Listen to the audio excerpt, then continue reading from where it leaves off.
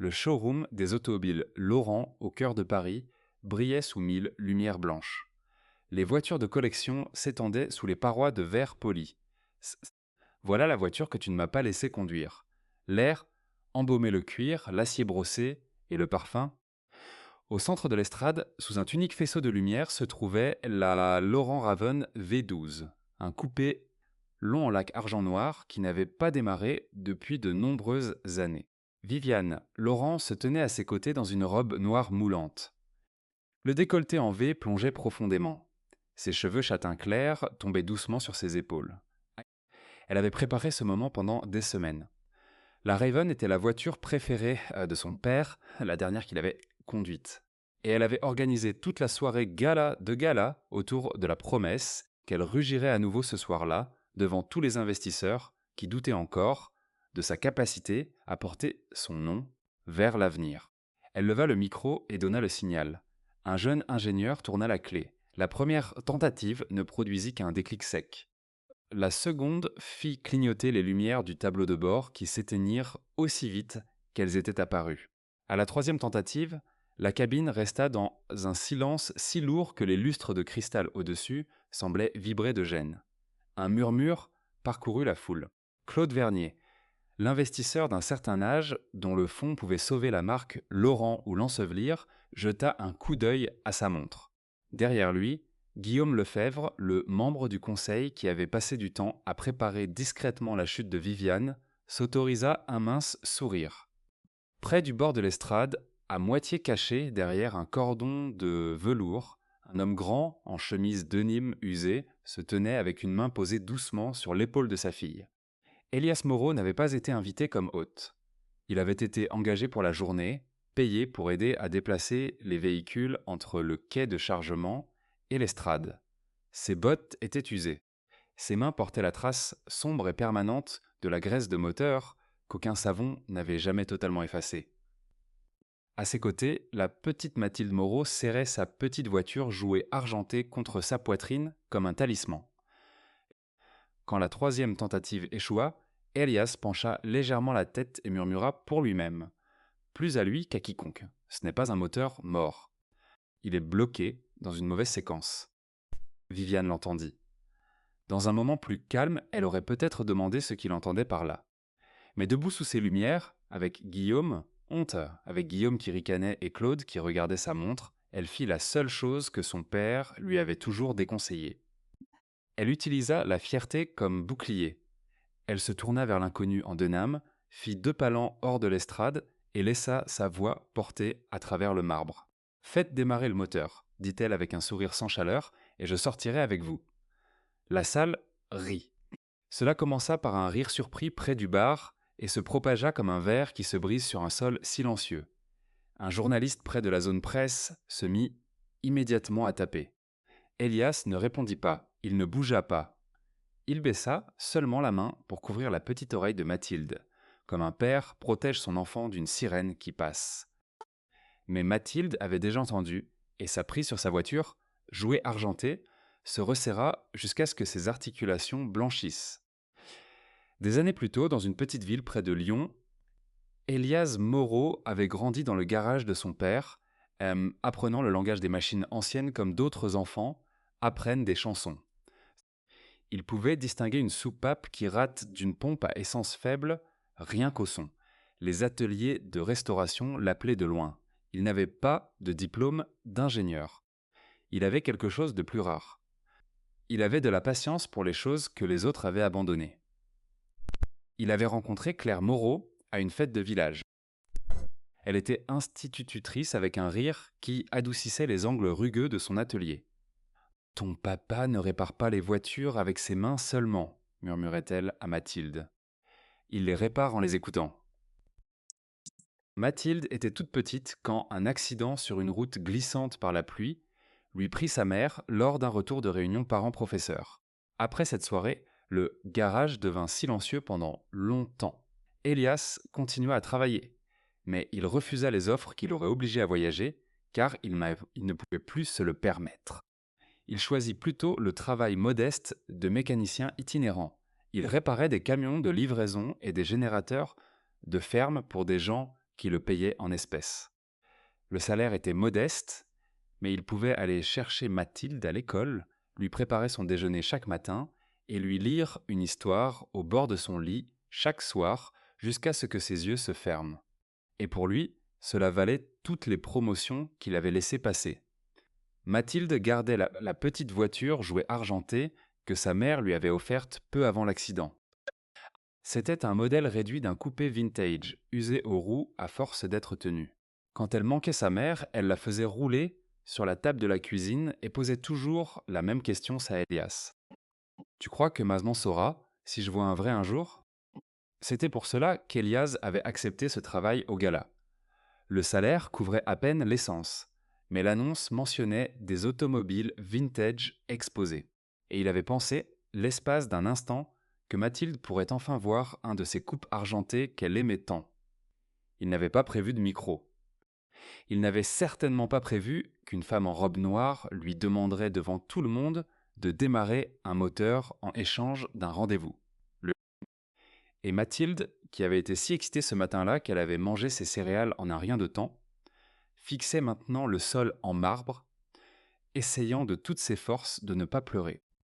Viviane Laurent n'avait pas toujours été froide.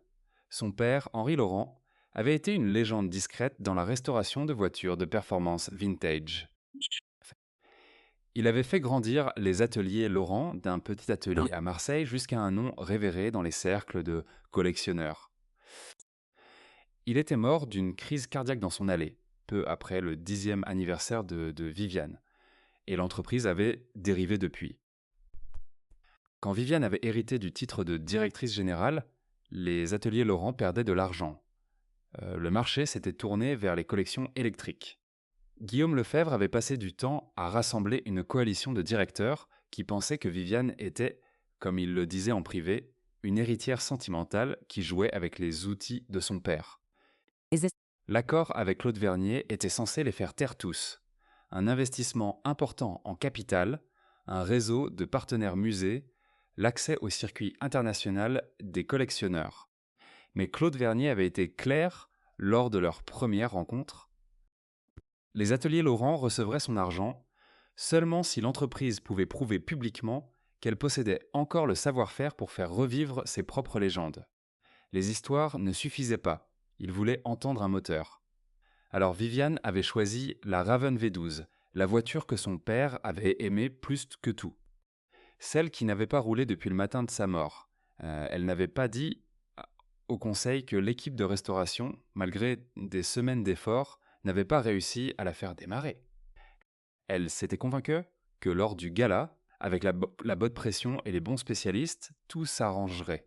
Cela n'avait pas été le cas. Quand Elias parla du bord de l'estrade, Viviane était déjà en chute libre. Elle entendit le souffle satisfait de Guillaume derrière elle. Elle vit le changement sur le visage de Claude, ce petit recalcul qu'un investisseur expérimenté fait avant de s'excuser poliment. Elle ne vit pas en Elias un homme de talent. Elle vit un témoin, un inconnu qui avait vu son échec. Et dans cette seconde de panique, elle choisit la moquerie plutôt que l'honnêteté. Guillaume s'approcha assez près pour qu'elle seule l'entende. « Si cette voiture ne démarre pas rapidement, murmura-t-il, tu devrais te préparer à signer les papiers de vente ce soir. » Dans les moments qui suivirent le défi de Viviane, le gala devint cruel de la manière polissée et raffinée dont les salles riches savent l'être.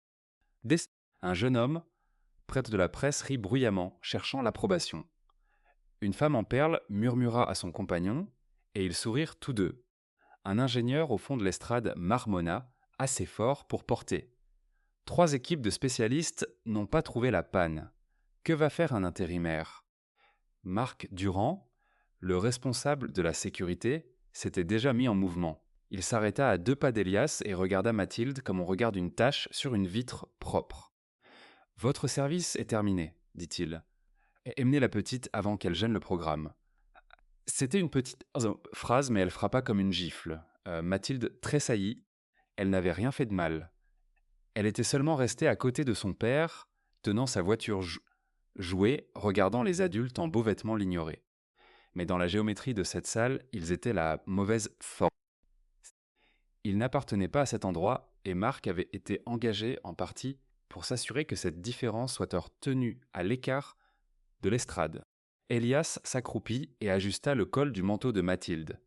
Il ne regarda pas Marc, il parla seulement à sa fille, d'une voix douce comme le tissu lui-même. « C'est bon, ma chérie, on peut y aller. » Il avait connu des salles comme celle-ci auparavant. Chaque homme qui travaille assez longtemps dans les métiers de service apprend qu'il y a des endroits où le personnel est invisible jusqu'à ce que quelque chose casse, et invisible à nouveau une fois réparé. Il avait appris à quitter ces lieux sans se perdre lui-même. Mais Mathilde ne l'avait pas encore appris et Elias n'était pas pressé de le lui enseigner.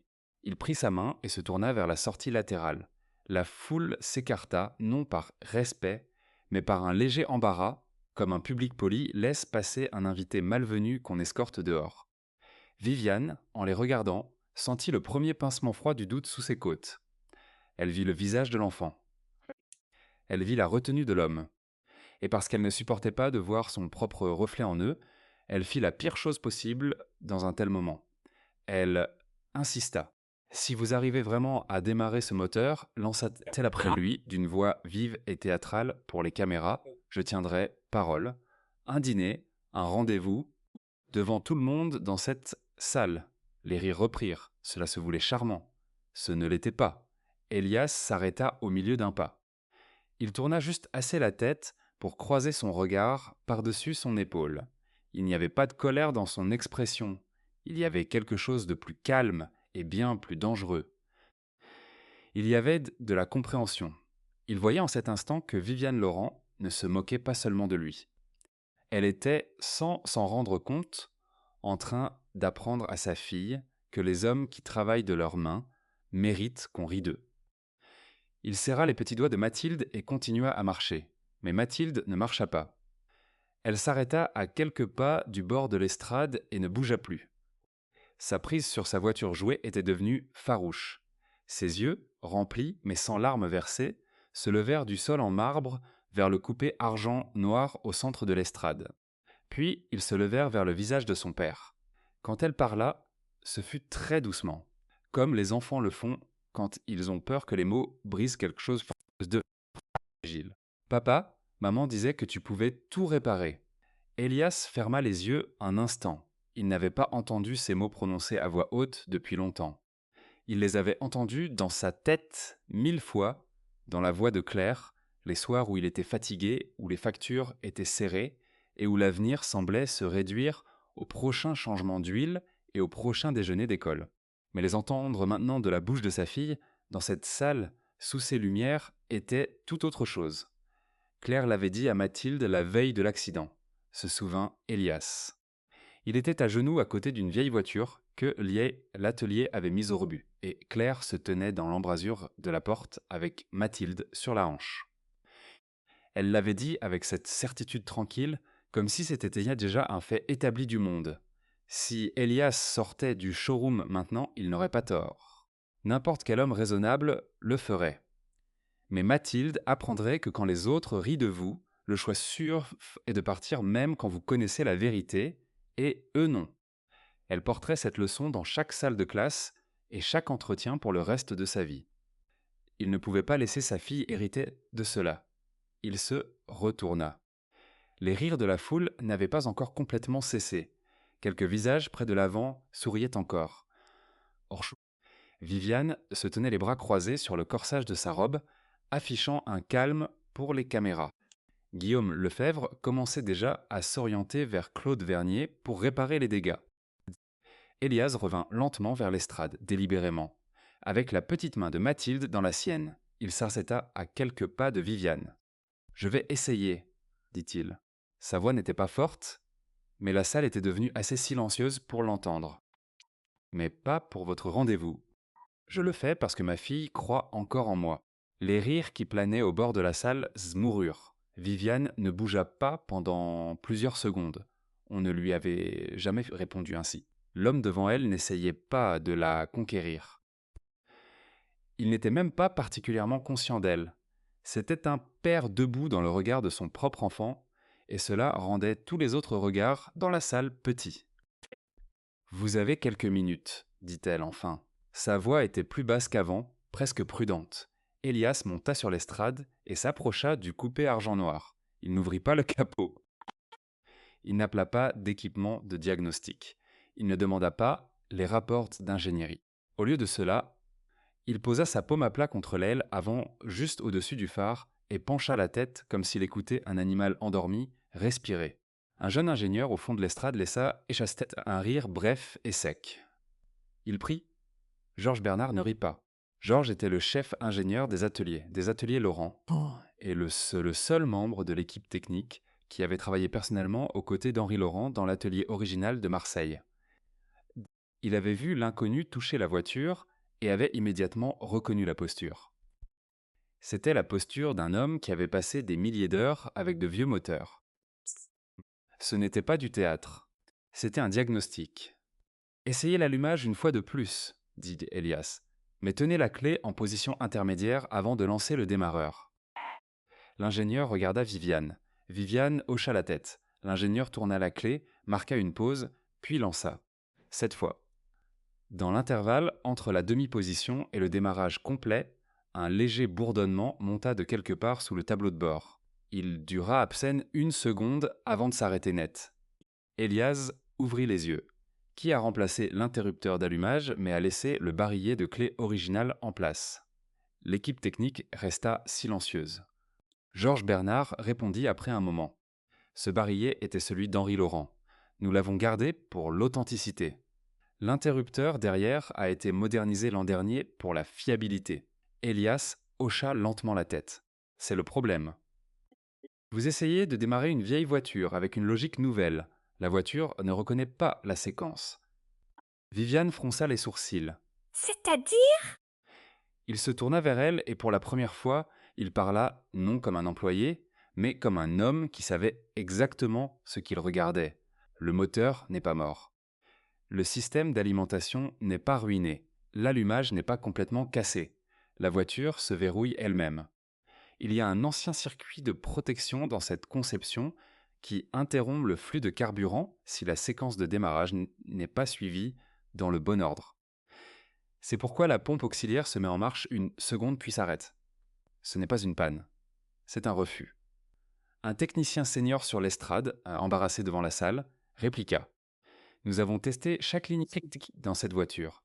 Elias ne haussa pas la voix. Vous avez testé ce que l'ordinateur de diagnostic peut voir. Mais il y a des choses que son père a intégrées à cette voiture avant que les ordinateurs soient fixés au tableau de bord. La phrase sur son père toucha plus fort qu'il ne l'avait voulu. Viviane le regarda avec une attention nouvelle, comme si elle remarquait seulement maintenant que ses yeux n'étaient pas ceux d'un intérimaire.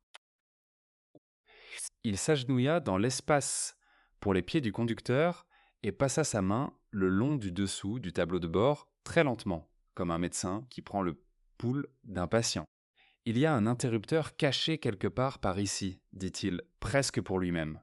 Si j'ai raison, personne dans cette salle ne l'a jamais trouvé. » Elias sortit une petite lampe de poche de sa poche et dirigea le faisceau sous le tableau de bord. Il ne tira rien. Il traça le faisceau de câble avec 2 doigts, notant le motif de la poussière, les petites éraflures inégales sur la lèvre métallique, la légère décoloration le long d'une jointure peinte, où des décennies plus tôt, une main soigneuse avait assorti un panneau personnalisé à la couleur d'usine. Georges Bernard s'approcha. Il sentit soudain sa gorge se serrer. Il se souvint de quelque chose qu'il n'avait pas pensé depuis près de 20 ans. Henri Laurent, dans ces dernières années, s'était méfié de l'électronique pure. Il était connu pour ajouter des dispositifs anti-vol mécaniques de sa propre conception à ses voitures personnelles. Il disait qu'une voiture avec une âme devait avoir un secret. Viviane entendit Georges inspirer brusquement. Elle ne comprit pas pourquoi, jusqu'à ce que le souvenir de la voix de son propre père ressurgisse dans son esprit. Elle avait 7 ans, debout sur le marchepied d'un coupé à moitié restauré, et Henri avait posé sa clé et dit exactement cela. Une voiture avec une âme doit avoir un secret. Elle avait pensé à l'époque qu'il racontait un conte de fées. Les doigts d'Elias s'arrêtèrent sur un petit panneau rectangulaire sous la colonne de direction, peint pour correspondre au tableau de bord si parfaitement que même sous le faisceau de la lampe, Il disparaissait presque. En dessous, derrière une fine plaque coulissante, se trouvait un petit levier mécanique figé par des années d'huile séchée et de poussière. Là, dit-il doucement. Il expliqua, sans hausser la voix, ce que la Raven V12 exigeait vraiment. La voiture ne démarrait pas sur un seul tour de clé. Elle avait besoin d'une séquence. Allumage en positions intermédiaires d'abord, pour réveiller la pompe auxiliaire. Embrayage enfoncé jusqu'au plancher. Le levier caché tirait doucement vers l'extérieur pour libérer la valve de carburant secondaire. Une courte pause pour que la pression monte. Seulement alors, le démarrage principal produirait l'allumage. L'équipe de restauration avait remplacé assez de composants modernes pour que le levier caché soit coincé en position intermédiaire. Chaque diagnostic qu'ils avaient effectué donnait des erreurs fausses parce que la voiture fonctionnait exactement comme Henri Laurent l'avait conçue. Elle refusait simplement de démarrer pour ceux qui ne savaient pas comment le lui demander. Viviane descendit de l'estrade et s'approcha de la portière conducteur ouverte. Elle ne se tenait plus comme une directrice générale donnant des instructions. Elle se déplaçait comme une fille qui s'approche soudain de quelque chose que son père avait touché. Elle demanda très doucement « Comment saviez-vous que mon père l'aurait construit ainsi ?» Elias ne leva pas les yeux, parce que les hommes qui aiment les vieilles voitures ne cachent pas l'interrupteur là où c'est pratique. Ils le cachent là où seul quelqu'un qui écoute vraiment le trouvera. Pendant un long moment, Viviane ne put parler. C'était vrai pour la voiture. C'était, réalisa-t-elle, avec une honnêteté lente et troublante, vrai pour son père. Et c'était peut-être vrai pour l'homme agenouillé devant elle, qu'elle avait ri de moins de 10 minutes plus tôt. Elias tendit la main vers le levier, avant que ses doigts ne se referment dessus. Une voix tranchante traversa l'estrade. « Éloignez-vous du tableau de bord. » Guillaume Lefebvre avait traversé la salle à grands pas. Son visage avait le calme poli d'un homme qui sait que les prochaines secondes décideront de la forme d'une entreprise. Il ne regarda pas Elias. Il regarda Viviane. Vous ne pouvez pas laisser un entrepreneur non vérifié démonter une pièce maîtresse valant une fortune devant nos investisseurs. Tout ce qui se passera ensuite deviendra votre responsabilité. Il se tourna vers Claude Vernier, sa voix s'adoucissant en ton d'hôte attentif. Monsieur Vernier, je m'excuse pour l'irrégularité de ce soir. Nous conclurons la démonstration ici et continuerons notre conversation en privé. C'était un mouvement net qui mettrait fin au gala, à l'embarras et au mandat de directrice générale de Viviane en une seule respiration. Viviane regarda Claude. L'investisseur ne dit rien, mais son expression s'était faite mesurée. Il ne jugeait plus la voiture. Il la jugeait elle. Elle se tourna vers la Raven. Elias retirait déjà sa main du tableau bord, lentement, sans se plaindre. Il s'était levé et essuyait ses doigts sur un chiffon usé sorti de sa poche arrière. « Vous avez le droit de m'arrêter, dit Elias en regardant Viviane sans défi. Mais si vous arrêtez maintenant, cette voiture restera silencieuse. Non pas parce qu'elle ne peut pas rouler, mais parce que personne n'a été assez patient pour l'écouter. » Dans son esprit, Viviane entendit à nouveau la voix de son père. Les vieilles machines ne crient pas leurs défauts. Il faut être assez patient pour les entendre. Elle regarda le marbre en bas.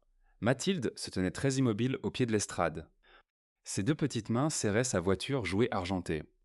Ses yeux se levaient vers son père avec cette foi pleine et simple qui avait autrefois habité la poitrine de Viviane, il y a longtemps dans un atelier qui sentait le liquide de frein et les écorces d'orange.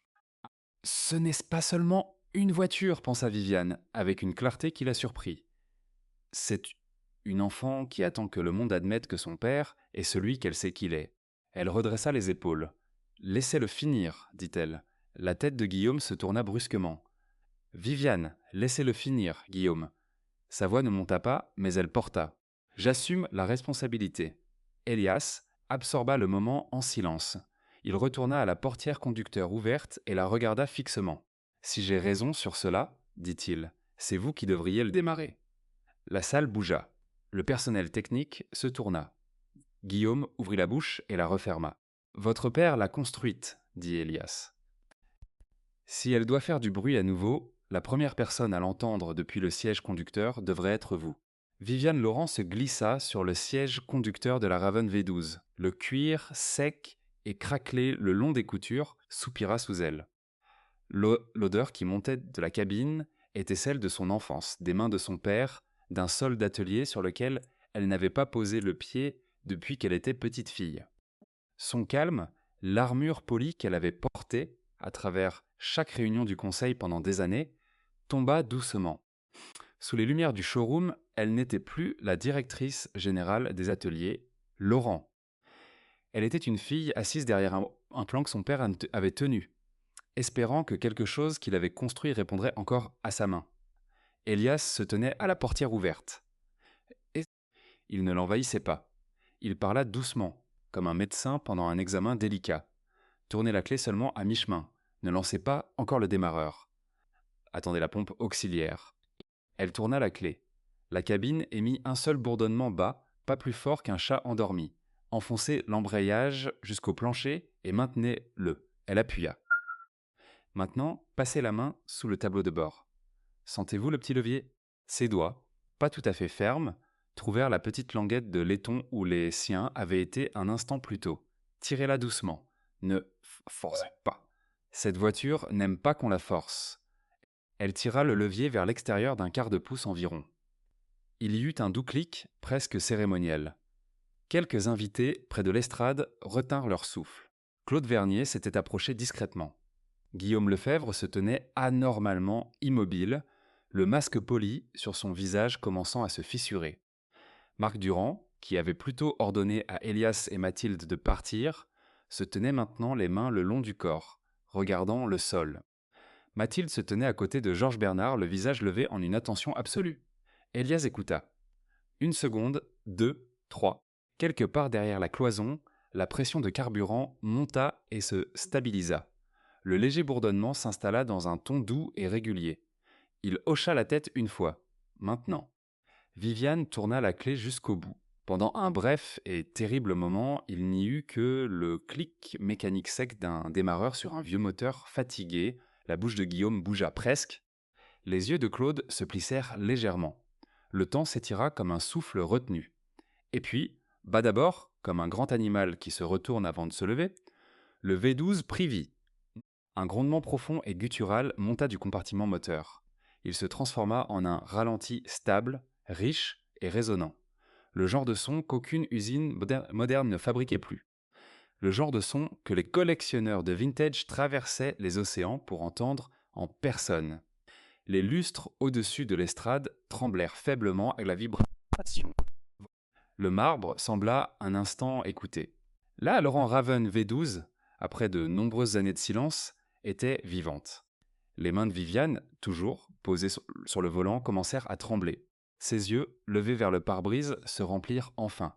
Elle ne laissa pas les larmes tomber. Elle n'en eut pas besoin. Toute la salle les vit. Et toute la salle comprit que la fille, pas la directrice, avait entendu la voiture de son père lui revenir. Elle tourna la tête et regarda Elias à travers la portière ouverte. Son visage ne montrait ni fierté ni triomphe.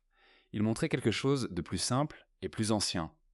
L'étonnement, la gratitude et en dessous, le début discret et indésirable de quelque chose dont elle n'avait pas encore le nom.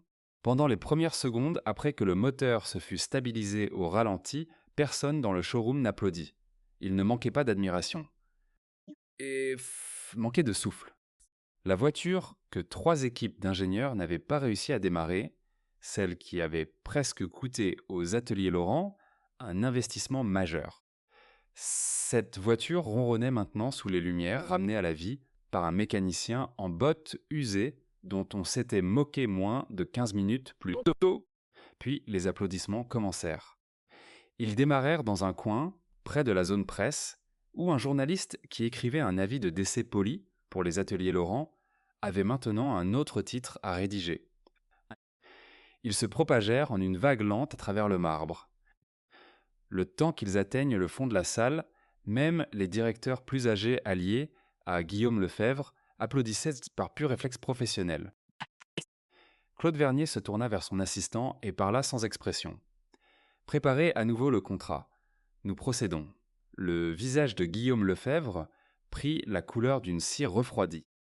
Toute la campagne qu'il avait bâtie pour forcer une vente venait de se défaire en l'espace d'un seul cycle d'allumage, défaite par un homme qu'il avait décrit dans une note privée seulement quelques semaines plus tôt comme un entrepreneur non vérifié. Marc fit un pas inconscient en arrière. Il ne regarda pas Elias. Il regarda le sol et découvrit, d'une manière inhabituelle, qu'il avait honte. Georges Bernard n'applaudit pas. Il se tint les bras le long du corps et les yeux fixés sur Elias, et son expression portait un respect qu'il n'avait pas accordé à un autre homme depuis la mort d'Henri Laurent. Mais le moment qui comptait le plus dans le showroom n'appartenait pas aux applaudissements. Il appartenait à une petite fille en manteau bleu marine qui avait attendu au pied de l'estrade et qui courut maintenant à travers le marbre en 3 bonds et jeta ses bras autour de la taille de son père. « Je savais que tu pouvais le faire, papa !» dit Mathilde. Sa voix craquelait par les larmes retenues d'une enfant qui avait refusé de pleurer devant des étrangers. « Je savais. » Elias s'agenouilla et la serra contre lui. Il ne regarda pas les caméras d'abord. Il ne regarda pas Viviane d'abord. Il ne regarda pas Claude Vernier, dont l'argent aurait changé sa vie, d'abord. Il regarda sa fille. Il pressa son front contre son petit front et respira une fois, lentement, comme un homme respire quand quelque chose, en lui qui était courbé depuis longtemps, peut enfin se redresser. Viviane descendit de la voiture. Elle traversa l'estrade jusqu'à se tenir directement devant Elias. Le micro accroché au revers de sa robe était toujours actif. Toute la salle entendrait ce qui suivrait et elle ne l'éteignit pas. « J'avais tort à votre sujet, dit-elle. Elle ne blâma pas la pression. Elle n'invoqua pas le conseil. Elle n'adoucit pas la phrase avec une plaisanterie pour les caméras. J'ai regardé vos vêtements avant de regarder l'homme qu'ils contenaient. Je suis désolé. » La salle, qui venait tout juste de retrouver assez de souffle pour applaudir, devint silencieuse une seconde fois.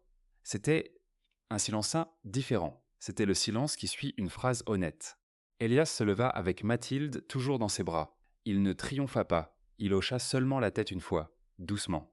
« Merci, Madame Laurent. C'était tout. » En peu de temps après le démarrage du moteur, le gala s'était transformé d'un désastre imminent en un triomphe. Les investisseurs restèrent. L'équipe juridique de Claude Vernier commença dans une suite latérale à rédiger à nouveau l'accord de financement avec des termes nouveaux et plus favorables. Guillaume Lefebvre partit tôt par une sortie de service. Il démissionnerait dans les jours qui suivraient. Viviane Laurent ne resta pas pour recevoir les félicitations. Elle s'éloigna de la ligne de presse, demanda à son assistante de gérer les remarques de clôture et marcha dans le couloir arrière qui menait du sol du showroom vers le quai de chargement. Elle trouva Elias dans le couloir du personnel, agenouillé sur un genou, aidant Mathilde à enfiler son manteau. Il refusa la presse et l'enveloppe de bonus offerte par le coordinateur de l'événement. Il préparait simplement sa fille à rentrer à la maison. Il n'y avait pas de public ici. Pas de marbre, pas de lustre, pas de micro. Seulement un couloir de service avec des lumières fluorescentes, bourdonnantes, et le grondement lointain et faible d'un V12 qui tournait encore au ralenti sur l'estrade. Viviane s'arrêta à quelques pas. Elle avait enlevé ses talons et les portait dans une main. Elle ressemblait pour la première fois ce soir-là à une personne plutôt qu'à une marque. « Vous alliez partir, dit-elle, sans me laisser vous remercier correctement. » Elias finit de boutonner le manteau de Mathilde avant de répondre. « J'ai fait le travail pour lequel je suis venu. »« Non, dit Viviane, vous avez fait bien plus que cela. Vous avez sauvé mon entreprise et vous l'avez fait après que je vous ai ridiculisé devant 200 personnes. » Il ne la punit pas pour cela. Il dit seulement calmement « Vous n'êtes pas la première personne à regarder mes mains plutôt que mon travail. » La phrase lui fit plus mal qu'aucun reproche qu'il aurait pu formuler parce qu'elle lui disait que son comportement n'avait pas été remarquable. Il avait été ordinaire. Il avait été une blessure de plus dans une longue rangée de petites blessures infligées à un homme qui les avait toutes supportées sans se plaindre. « Alors laissez-moi être la première à m'excuser de la bonne manière, » dit Viviane.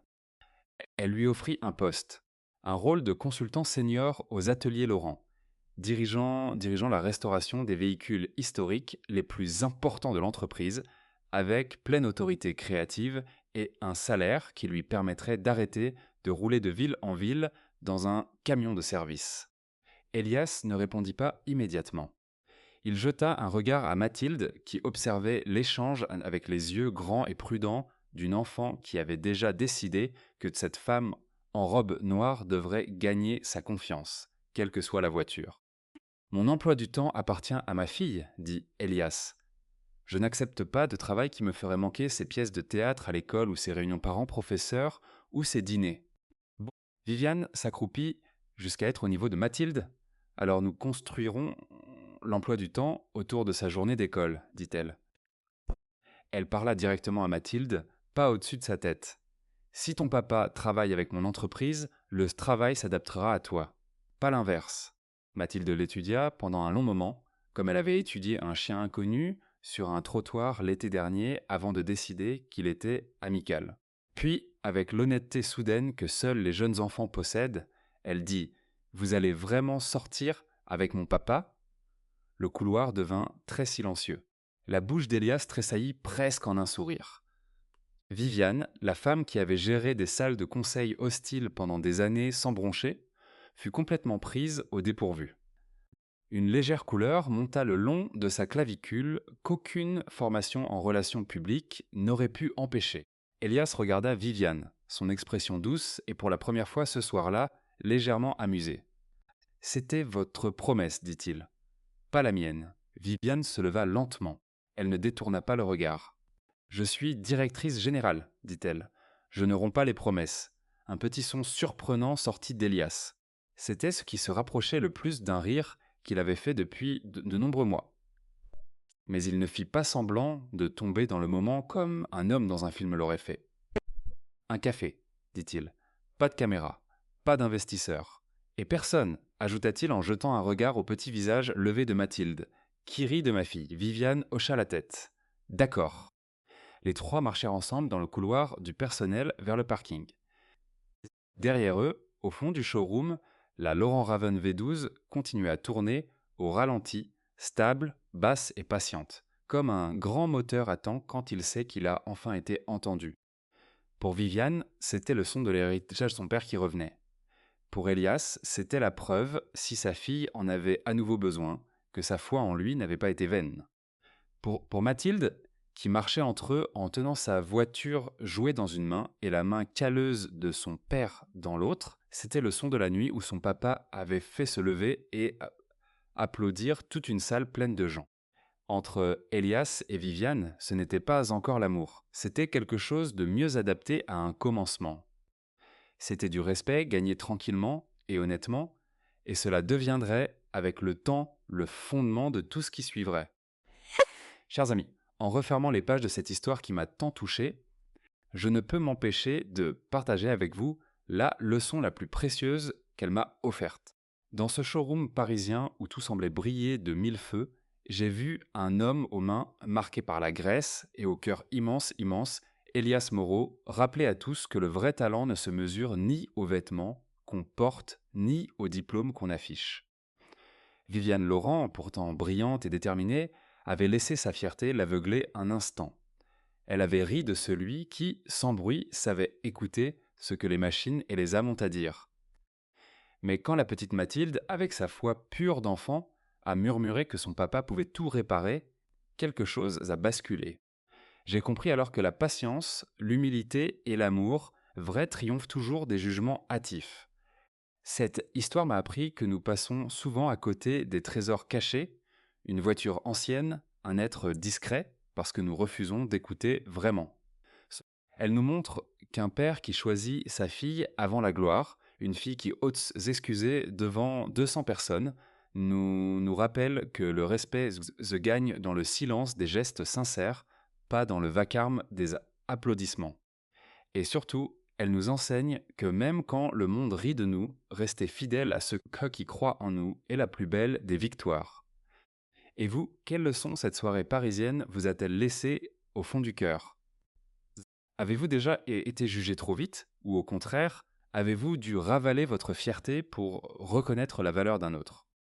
Dites-le moi en commentaire, je lis chaque mot avec émotion. Si cette histoire vous a touché autant qu'elle m'a ému, abonnez-vous dès maintenant à la chaîne. Ensemble, nous continuerons à découvrir ces récits qui réchauffent l'âme et nous rendent meilleurs. Un petit pouce bleu, un commentaire sincère et nous formons déjà une belle famille. Merci d'être là. À très vite pour une nouvelle aventure du cœur.